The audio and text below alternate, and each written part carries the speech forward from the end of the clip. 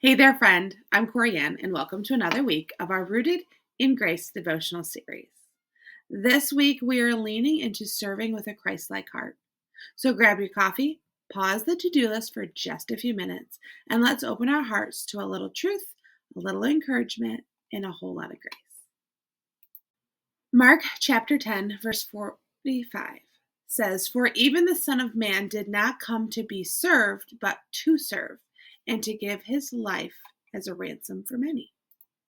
As followers of Christ, we are called to emulate his example in our daily lives. True service isn't about recognition or reward.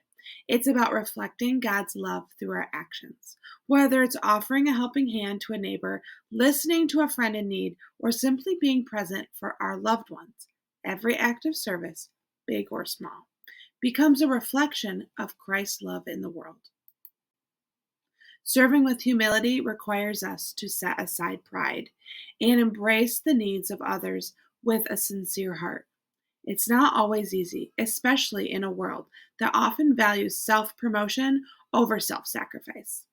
However, when we choose to serve with Christ like love, we discover the true joy that comes from putting others before ourselves. And as always, you can drop your answers to the reflection questions in the comments below, email them to me, or journal them each week. What does serving with humility look like in your daily life? What is it that you can do that no one else will actually recognize you for, but will serve others around you? Can you think of some time when someone served you selflessly? How did that impact you? Did it help you look for those opportunities to serve somewhere else? What specific ways can you serve in your family, your community, or in your church? Look for ways that are being unfilled that you wouldn't necessarily be the first person to volunteer for that. Find a way that you can help out your community, your church, or your family in new ways each day. Make sure that you're taking time to journal with each one of these prompts this week and share them with your prayer partner. Share examples of Christ-like service that you've witnessed. This would be a great opportunity for you to drop a note or a card for someone and thanking them for the things that they're doing.